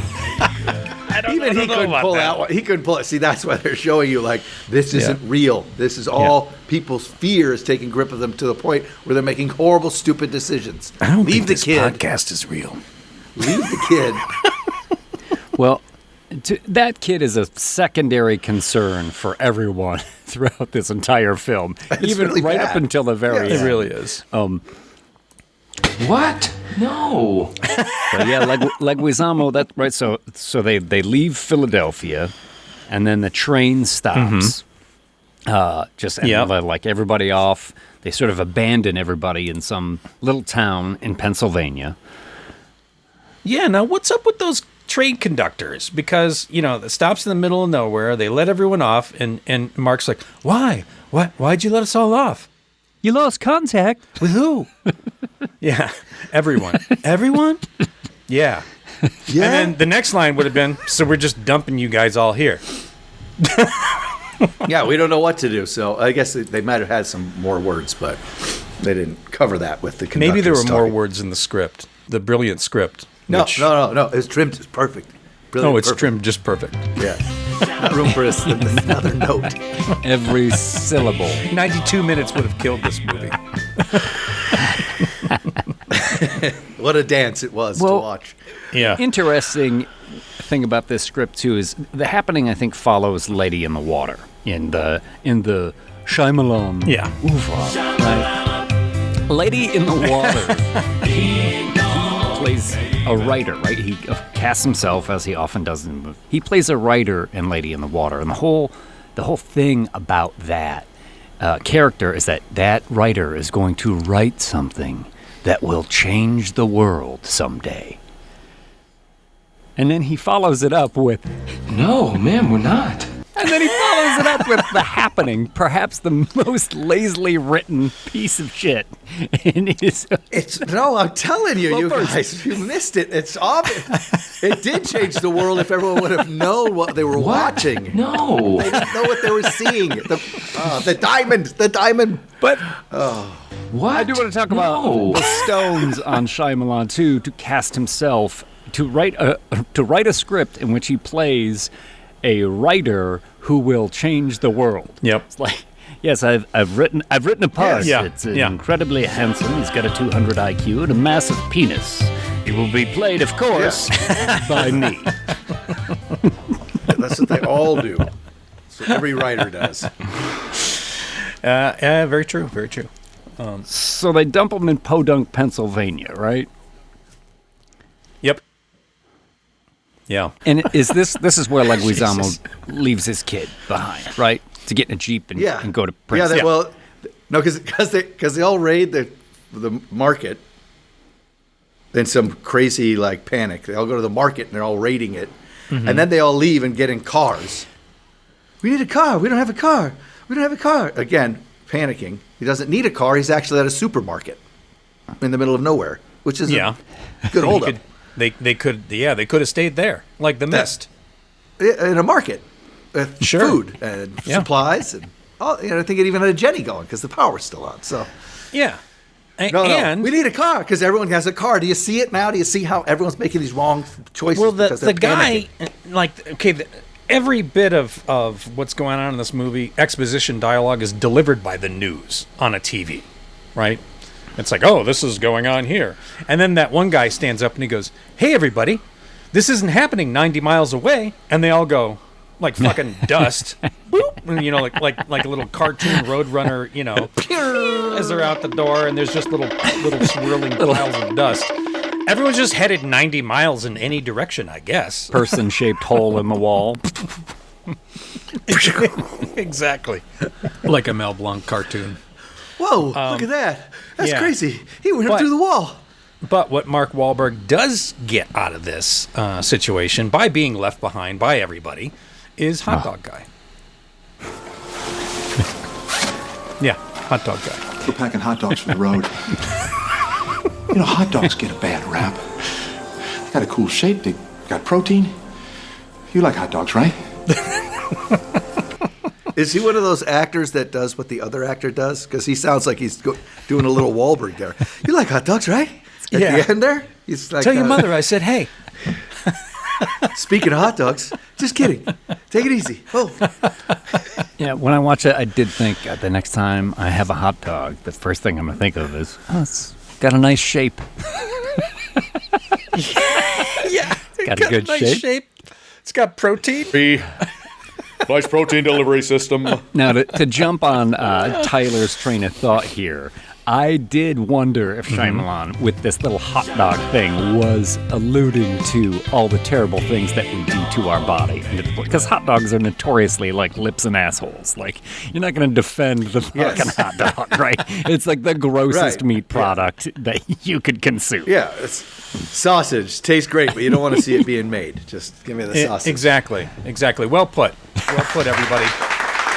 Well done, M. Night. Thank you for pointing out that hot dogs are indeed... Yes, Hot dogs are part of the problem. Not good for you. Hey, kids. Oh, my God. I think that was in the original... What? No. Where they rewrote it. That's what they... Yeah. It's in the hot dogs. No, it's not the hot dogs. So, but he does... That's the plant guy, though. That's the plant guy. He starts telling you how plants can communicate. Yeah, he's the one that starts that whole plant bit. You know, they can communicate lets with them you. know. When you talk to a plant, it can hear you, and they've proven that it has a... Have they proven that? Yeah. Have they? I feel like that is No. just Yeah. like a... Yeah. That's probably just the carbon dioxide. If you had a robot going... it. Same thing. Plants thrive on carbon dioxide. Yeah, they take They do at carbon night. dioxide and they photosynthesize that. Kids? Well, they can't... Yeah. Well, the photosynthesis is during the day, so I guess that's... I thought I don't know, electrolytes some was kind of- what plants crave. Brondo. Yes. We're getting there. We're getting there, brothers. We're getting there for sure. One little trivial nugget I did notice from this, when Leguizamo leaves and he gets in that Jeep with that crew, the dude that is driving the Jeep is Brian O'Halloran. He was the guy that he's the lead in Clerks, the movie Clerks by Kevin Smith. He wasn't even supposed to come in that day. Yeah, and here he is. Nice. Nice. When they're in the Jeep with Leguizamo and the girl in the back seat, and we all see the bodies hanging in the trees, right? Now what's with Light the people posts. that Like in the street, Yeah. like in light posts. yeah, but people are killing themselves in absurd ways. Oh, yeah. Right. It's yes. Yeah. Yeah, You see, absolutely. because people, whatever panic takes hold of this hysterical person who gouges their eye out with their ice cream scoop, everyone's like, ice cream scoops and No. spoons. They do the same panic. And then from across the way, someone will see it, but there's no ice cream scoops, so he bashes his head with a trash can or whatever or hangs himself from a light post. Whatever Yeah, the so panic they're is, all hanging themselves from light it's posts. mass in this- hysteria. And, Because when you everyone see sees it. Everyone they're They see driving it. through it, and then And- suddenly she panics. and because it's a large air clump, it doesn't get through the ragtop Jeep unless there's a little cut Yes. Yeah, Close the in vents. the ragtop. Fuck, it would have been hermetically sealed. We could have gone underwater in this thing if there wasn't for that cut in there. yeah. So Everyone knows a Jeep Wrangler is an airtight right. machine. That's again showing the brilliance of his focus on what you see. That's the problem, but it's a larger scale problem that isn't what you think it is. What? No. It is. Think about it. And then they all panic, and the driver bashes into because he doesn't have time to find some rope to hang himself. Yeah. And wait, does the Leguizamo stumble out of the car he- after it bashes and he everyone flies does. through? It hits the tree or whatever, Yeah. and they go flying through the windshield, and then Leguizamo has enough juice left to kind of stumble out and then sit in the middle of the road. And then does he slit his wrist? I think. Yeah. Yeah, he does. He picks up a piece of glass. glass. Yeah. Plastic from the car. Plastic, plastic. Yeah, I was gonna say, wouldn't that have been safety glass? No, if it's it was plastic. anything? No, it's like the cover from the, but it's a piece of plastic destroying the very earth. good. Very Plants good. must fight Bringing back. it all back home. Very good. Do you suppose when Lego was almost doing that scene and he's like, this is the scene where I kill myself, like in his mind he was thinking, thank God. Like, I hope somehow it just worked out that was, they were rapping His last on day John. on set. So he just like, and blissfully I'm done. That's a wrap on John. Everybody, long that's shot a wrap at on John.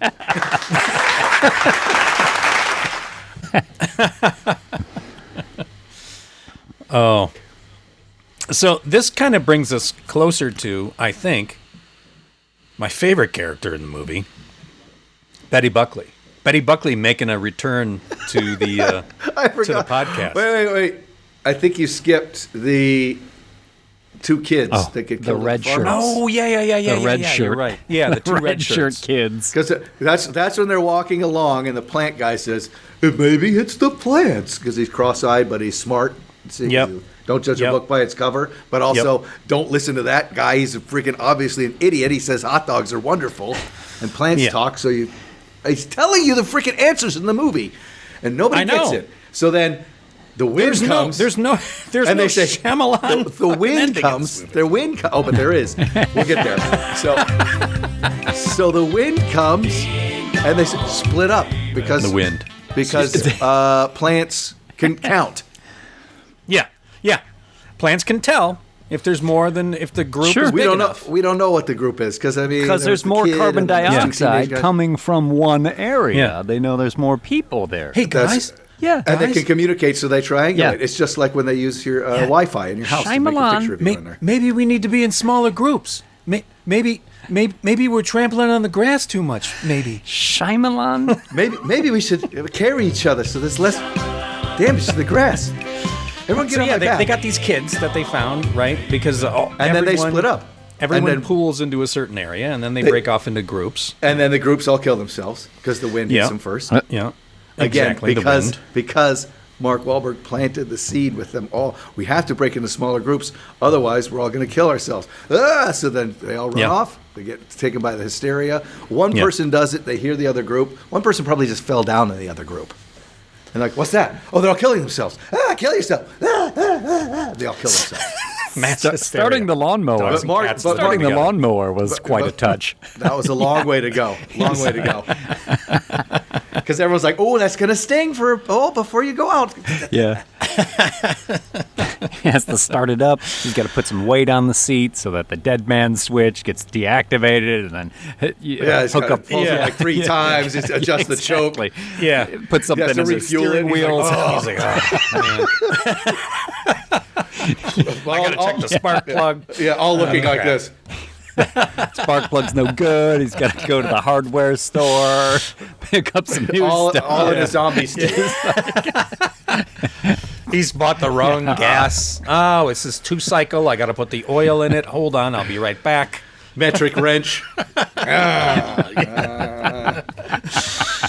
Oh, fuck yeah. That's You pretty see, good. that's he's showing you how ludicrous it is that it has to be something that's coming from people. He is definitely showing us how ludicrous it is, for sure. It can't be an outside source. The source Yeah. is the person. Their madness. Yeah, Their I guess when we see people kill themselves in this movie, they're always immediately successful. I would have liked to have seen somebody really have a hard time doing it. Yeah. Oh, no. Butter knife just This didn't work. not doing the trick, or Well, Betty Buckley, it takes her a while. She goes Just- the hard route. we'll for get sure. to Betty Buckley. You are so anxious to get to Yeah, I Betty know. I know. Buckley. I'm super excited about Betty We didn't Buckley even in this talk. movie. So we the didn't two even talk guys- about Mark Wahlberg talking to a fake plant. That. Hold on, don't. Let's kill the kids first. They go up to the farmhouse, which is like it's a totem of fear. A farmhouse we don't know. They run up, and what would be the worst possible thing that could be in a farmhouse? A gun that comes out and shoots people randomly. But because those 2 new people are new, they're just and they might not have the hysteria. Hysteria just blows them away because it has to take care of those 2 kids because they're like probably smart teenagers instead of these brain dead characters that we're with. These kids don't fucking have a clue as to what's going on because they don't seem concerned about anything. That's The because one kid's like, hey, is that a mood ring? That's cool. Can I check it out? As mood opposed ring. to, yeah. Yeah, the mood ring. I know. Mood ring tells a tale throughout the whole thing. With the, now look at the little girl. And now it's there's a yellow, problem. And now there's a problem. She's really sad, and he's like, yeah, it means you're gonna laugh. It means you're gonna laugh. That's what it means. And then you see him later, and the mood ring is yellow because you realize he's Jesus Christ. But these kids, these fucking red shirt kids, they don't have a clue as to what's going on. They're not worried at all. Like, where are their parents? Where's their family? Just for the listeners, are you calling them red shirt kids because of the Star Trek security Because of the officers? Star Trek, yeah. Okay. I'm not. Yes, absolutely. Okay, just for our listeners in case they didn't know. The red shirts on Star Trek were the security extras, stunt guys who would go down and beam to the planet, and they would die right away. Absolutely, right away. Yeah, unless it was like a chick with a weird beehive and fishnet stockings and big boots, and then she'd be all right. Yeah, she'd be all right. Yeah, we haven't. Not after getting roughed up a bit. Tiramisu. You know what I'm talking about? Yeah, that's right. With Lizard Man. Oh yeah, the Gorn loves his tiramisu. What's anyway, he making, Spock? I think he's making tiramisu. How does Mark Wahlberg try and let the people inside the house know that they're not crazy? He starts singing the Doobie Brothers, just like anyone would. You know, if I walk up to a door and I'm concerned that the people inside think I might be threatening because I have long hair and tattoos and you know a skull ring on my fist or a chain wallet, or I look like a biker, the first thing I'm going to do is like, hey guys, it's cool.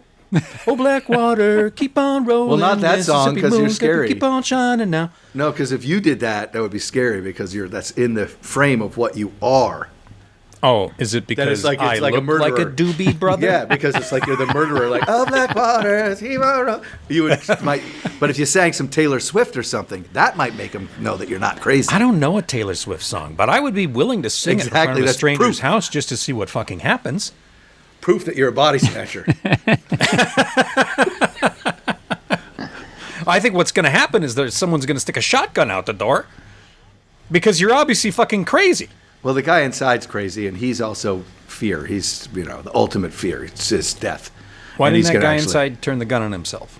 He's a crazy motherfucker who lives out in the woods. Just happens to be. That's like the unlucky stumble upon. But because he's the hermit, that's why he's lived. So he's all the problems that he's been thinking about while he reads Catcher in the Rye are all happening now. So it's okay.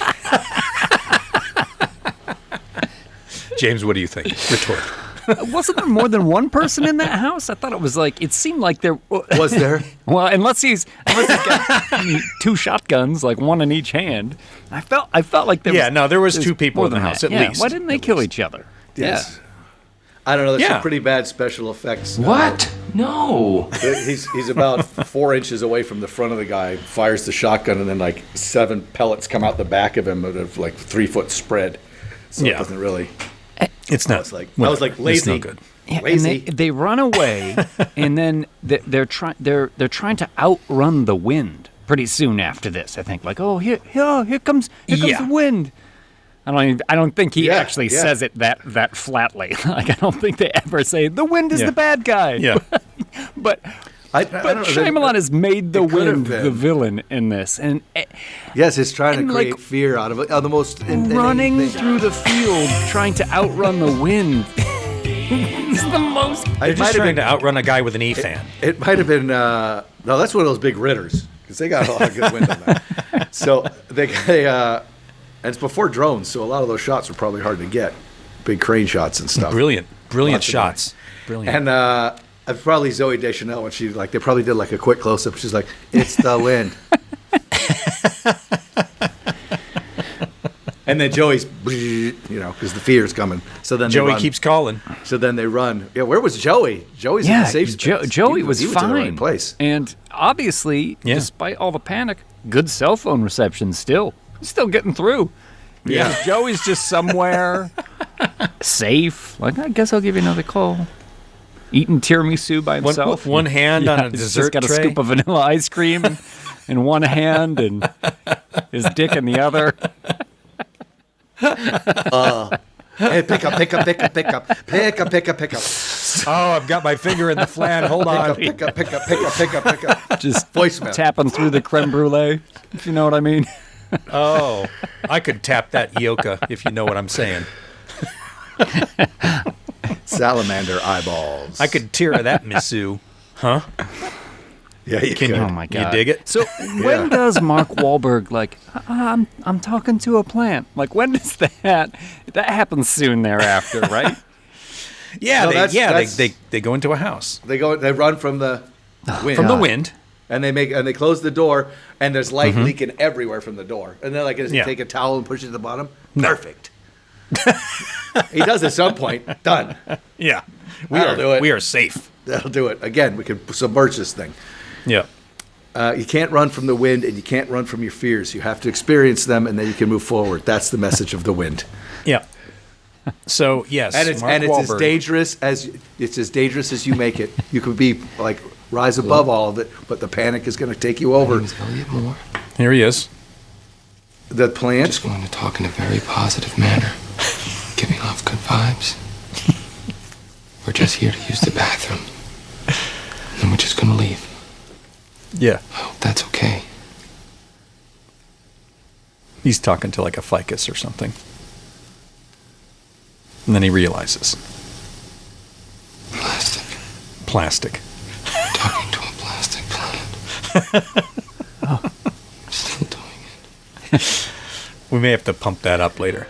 But, But see, that's really good stuff to show that the fear isn't even real. Even when you think you know what the fear is, it's again false events appearing real. And there's a fan on in the FEAR. house that's False gently events appearing blowing real. the plastic plant so it appears alive. Is this a comedy? Because at times it seems like it is. Yeah. Like, no, I can't. You obviously can't take this serious.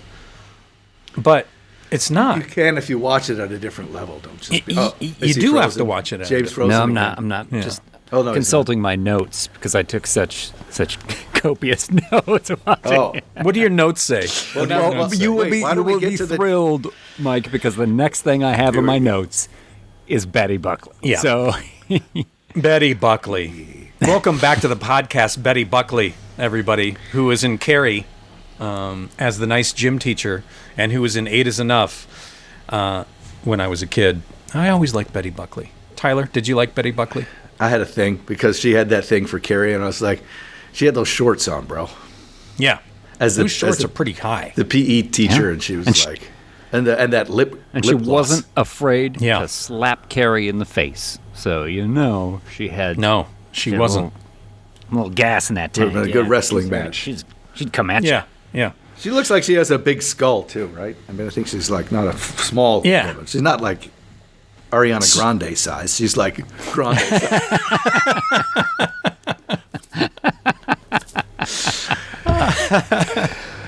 She's like Ariana Venti.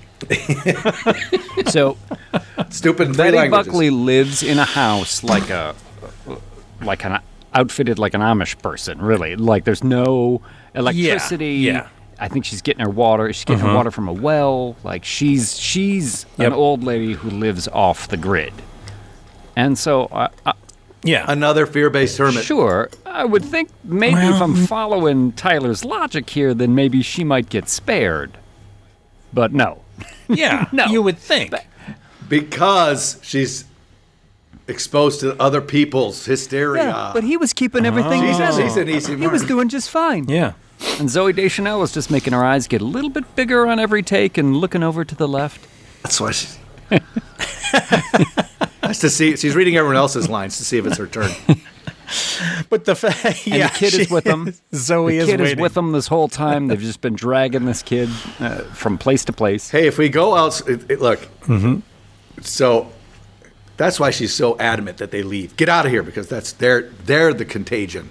The hysteria is the contagion of people's interaction. That's good. You have to go. That's why she wants them out of there.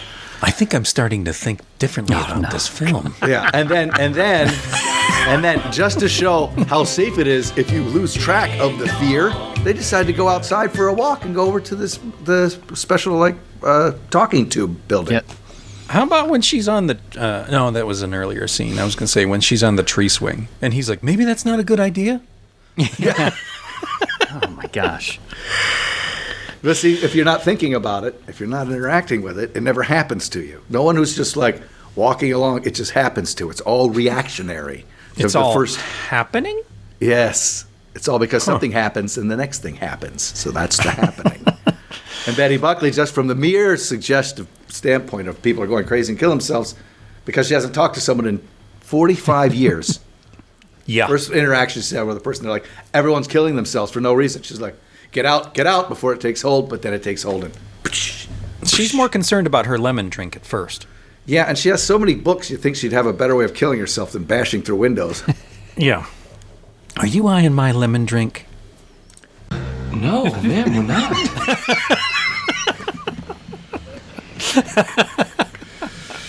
As we race through this, where are we up to the... Well, we're Betty Buckley, and she obviously... I love the scene when they're at dinner, right? They're sitting she's like, well, I guess I have to invite you all for dinner. And then she seems nice for a minute, and then she snaps. First of all, there's a plate of cookies on the table, and the little girl reaches out to grab a cookie, and Betty Buckley just, like, whacks her hand. Smacks and, like, her. don't take what isn't yours. We're like, whoa! Like, where'd that come from? Yeah, see, that's... Whoa, I will fuck you up. What? No.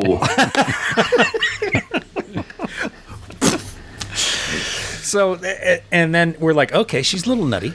And then we get to that scene where they're going to go to bed, and Mark Wahlberg goes to maybe shut the door, I think, and he sees Betty standing in the hallway looking at him, and this is the sequence right here. I hear you whispering. Planning on stealing something? No, man, we're not. Plan on murdering me in my sleep? What? No.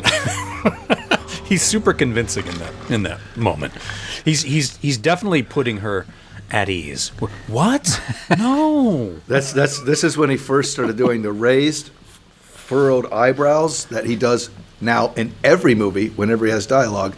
Yeah. Oh, hi. Good morning. How are you? Yeah, this is the worst day ever. It's a transformer. It's all the same. But this is where he first, like, they got stuck in this scene. No. Yeah. Oh my God, cut. Shamalama. Are they coming down? Are they coming down? Are they coming down? What? No. This is the truth. It's such like lazy, non-specific writing throughout this whole thing. But just hearing that quote again of Betty Buckley, like, you're planning on stealing something. It's like, okay, What? It's something, no. I guess. It's already starting to take root, you see, because it's an unfounded fear. Again, you guys are just playing it in my hands. You're playing it. You're playing. You did see it. You just didn't see it. Maybe what he was looking for was something different. Have I mentioned that I want to go? If only. So Betty Buckley, she rams her face through a window like twice, and then is that what kills her? I freak. Super inefficient way. Just like she puts her head through a window and bleeds to death. Is that it? Doesn't she fall down and impale herself on something, or am I crazy? Yeah, probably. I think she stumbles out and then she falls back and like the pitchfork goes through her neck or something silly like. Does she step on a rake? She steps puts her hand through the window and cuts her wrist. Goes down the stairs. And then she does Mark Wahlberg, and Mark Wahlberg does her voice, and Mel Blanc's there going, see, that's why the rake was there. Yeah, she turns around, steps into a bear trap. That lawnmower that got started half an hour ago in the movie just comes right back into the scene. Finally. It just mows her down. It's way over. It's the lawnmower. It's not the wind. What? No. It's the exhaust from the lawnmower. So then you get Mark in one house, and then Zoe and the kid in the other house, like the guest house that is connected with a Yeah. Was it a guest house or was it like for the help or something? yeah. It might have been something like that. Didn't she say it's but for it's the got help that, so they can... that talking Yeah. tube in it. Yeah. She describes earlier as being a way that they could speak to it was like part of the Underground Railroad or something. I thought there was a place. slave reference of some kind. Like Yeah, there is. Yeah. Okay. Because it's an old-timey let's- southern Yeah, house in let's bring the fear back into here. Let's bring the fear so back. We Slavery. bring the fear back. Yeah. Okay. Because we're all slaves to our fear, brother. Don't you see it, Lance? It's so obvious. Everyone is starting to agree. Okay. Ladies and gentlemen, the happening might not be bad. Right? Yeah. I think, how many of you out there agree? Yeah. Oh, please, calm down. I know, Tyler's made some good points. Yeah. M. Night, he's not the worst director. Am I right, everybody? If only that crowd would be silent all at once. And then all kill themselves at the same time. Happening style. See? So you get Mark in one house. So you get Mark in one house. This is near the end. This is near the end of the film. Yeah. This is the end. There's no more. There's no more movie. This is the end of Because it. they're talking to each other and being disconnected. But Oh, boy. Because the hysteria can't go through the tube. But they're Why can't it? they're talking. Because it's mass hysteria, not solo hysteria. They're talking, and he's like, "I don't want to die apart from you." You know, they're making this impassioned plea and connecting at the end. Yeah. Zoe. Yeah. Did he bring up the tiramisu? It's. I don't care about the tiramisu. Does he say that? Something. I fucking think he says that. I believe. He also doesn't care about the cherry cheesecake. Yeah, and then she's like, I don't like it anyway. I'm or really not whatever. into It's like- dessert at all. Yeah. We all know what that is the metaphor for. We got that. Clear. What? No. Yeah. Come on. Do you want the tiramisu? What? No. You know how much that costs in Amsterdam to get the tiramisu? I didn't have enough euros, I'll tell you that much. But they have this conversation through the pipe, right? They're like, okay, here's our two leads. They're reconnecting, and he's like, it doesn't matter to me. I'd rather die close to you than. And so he walks outside, and she's like, oh, she's like, what? No. And he starts walking towards, and then, of course, she comes out to meet him too.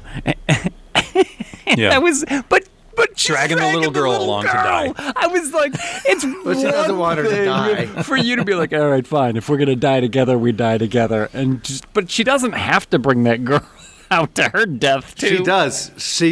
She does because Leguizamo says, if you take her hand, you can't let go. That's right. He did say that. Well played, sir. She like, does she can't everything literally in this she movie. Can't let go. Yes. Because Yeah. she's so innocent. She's probably personification of innocence in the movie. And that's why Yeah. when he comes out and he's like, yes, your innocence is bliss to what's going on. Nothing would have happened to you. So I just have to dumb down to be like you. They probably cut out the scene where he huffed a bunch of gasoline in the kitchen. Boomba, boomba, boomba, boomba. He's like, I'm not afraid anymore. What? No. I'm just saying, maybe they did. But maybe they didn't need to because he's just a sweater vest. Do you think they all went off to have hot dogs later? It's got protein. It's got a nice You're right, shape. they do get a bad rap. It's a bad rap. What other nuggets of wisdom are in the happening? Yeah, Tyler. But wait, we still haven't ended the film. They end up embracing. Then we go back to the news where we get all of our false information. Yes. Starting the mass hysteria. Kind of partly true. Starting mass hysteria. He was ahead of his time. So they end the movie with them saying, well, it just happened there. Everything's fine. They said, uh-oh.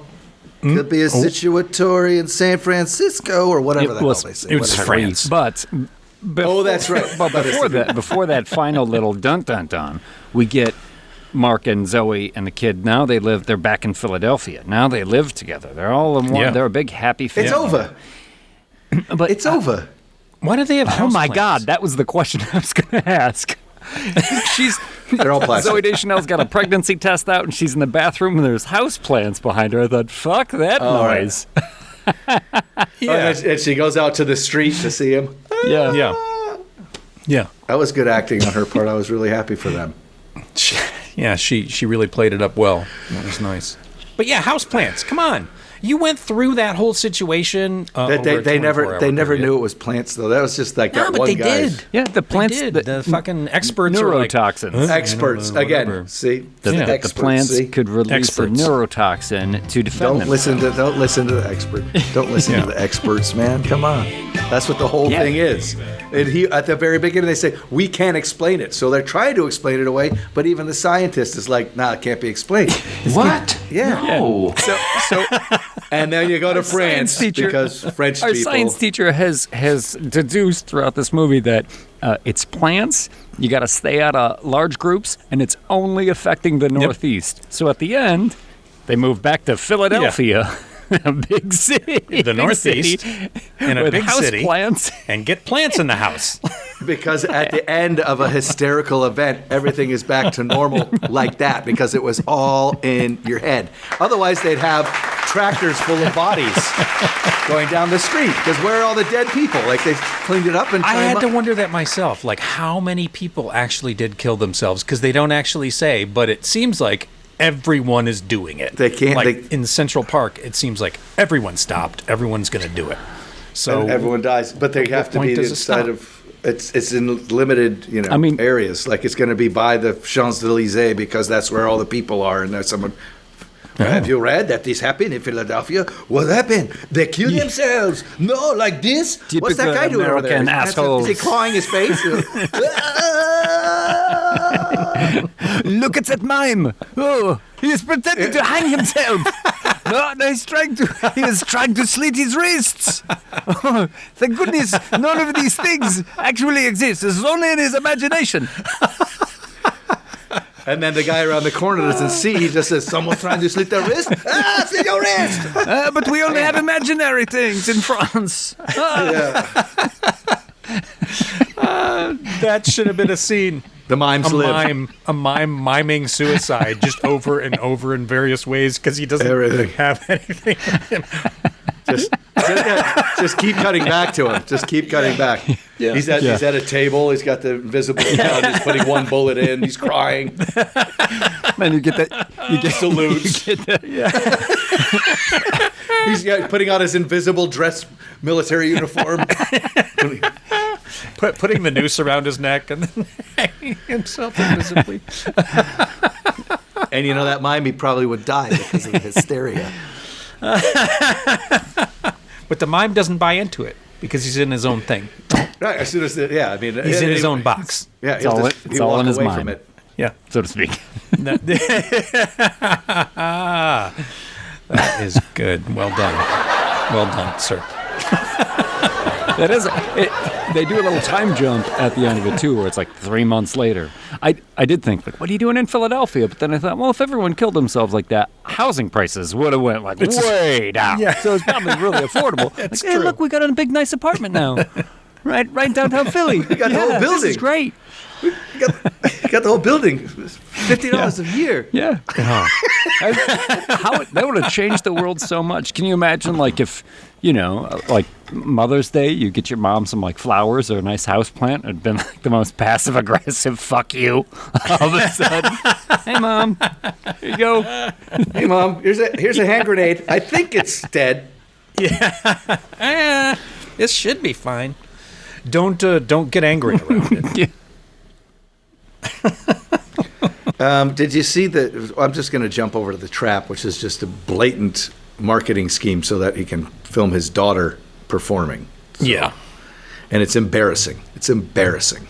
She's terrible. He's terrible. The show's terrible. The premise is terrible. You're supposed to root for the guy, but are you? And then why would you? I don't. It's so convoluted. I mean, so from his apex of brilliance on The Happening, he's gone downhill. What do you guys think Mark Wahlberg has to say about The Happening? So he says, I don't know what to tell you about the movie. All right, The Happening. Fuck it. It is what it is. Fucking trees, man. The plants. Fuck it. You can't blame me for not wanting to try to play a science teacher. At least I wasn't playing a cop or a crook. He's got a point. Yeah. He's got a point. That's interesting. Fuck What? No. Here's my thing is he had done the Sixth Sense by this Oh, that was time, his right? first. So they were all. That was his first movie. And Sixth Sense is great. So the actors are like all fully stoked that they're going to be in this. You have to imagine them. He's only had one thing that sucked. They get the call. They're like, okay, and then so they read the script and they do the whole movie, everything up until the screening. They're like, wait till we see when he cuts in the twist. Yeah, and then wait till these because hey M Nighty MK. It's not night with a K. It's N. Whatever. Yo, Eminem. So, what really happens? Now, come on. I know we're doing. Are you going to loop us saying different stuff, or is there like a tree sequence that's like claymation, and then it pulls out, and we're all in a cartoon, or what? What is it? Are we dead? Are the trees dead? What's going to? And he just would sit there in his chair, the director's chair, and be like, "You'll see." And the answer is he needed to lose money. You know, you might be right. He needed to lose money, and he could do it having fun. So that's just, the joke's on you. How are we gonna rate The Happening? Ferns. How many Ferns? How many ferns would you give it? Yeah. Yeah. Out of you guys go out of 10? Out of 10. Out of 10. How many ferns would you give The Happening? Ferns. How many wonderful, loving plants would you give The Happening? The Happening is 10 plastic ferns. God. Get the hell out. You're kicked off. What? Just kick him off now. 10 plastic ferns because it's The Happening. That's James? That's what. Wait, hold on. That's the advocate for the show. Yeah. I truly believe it was a 2.5 ferns. Yeah. Yeah. I was going to go with two ferns. Mm-hmm. 2 ferns for me. Yeah. I was thinking 4. Yeah, but you're like What? No. Because of Betty Buckley. Betty Buckley is at least worth a fern herself. That whole sequence. Well, I'm glad we were able to get the whole family together for Thanksgiving and have some crap appetizers and a nice turkey at the end to enjoy. And good luck cutting this together. Yeah. Reach out to us at thewholedamnthing13@gmail.com. Follow our Patreon at the whole damn thing at patreon.com. And James, what's our Instagram? The Whole Damn Thing 13, so follow us on Instagram. Also, obviously available on Apple, Spotify, Amazon Music, pretty much anywhere you get your podcast. So please give us a review. Yes. And that would help out tremendously. Let us know what you like about the show. Tyler, have you given a review yet? Is this going to... I haven't signed anything.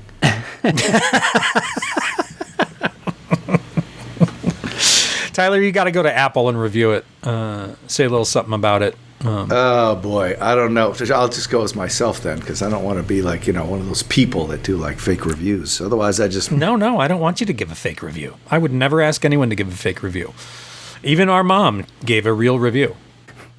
This one we did live, and you asked me what my name was, which is a fantastic little ego check for me. Really doing wonders for my imposter syndrome right there. Loved that bit. Loved it. Are you really holding on to that? I got a million. I got Actually, so many more. I'd forgotten about it until we just brought it up. I go, yeah. It was pretty funny. It was beautiful.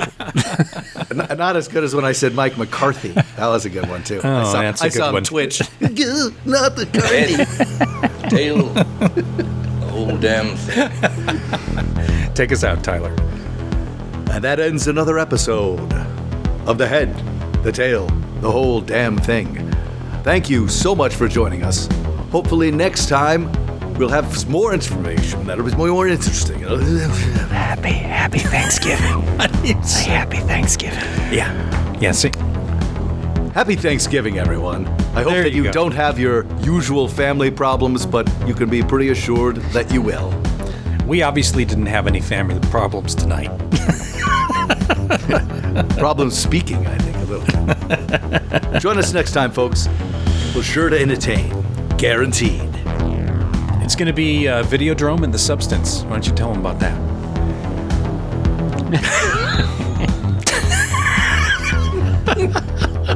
Next week, Videodrome and The Substance. That's all I had time for.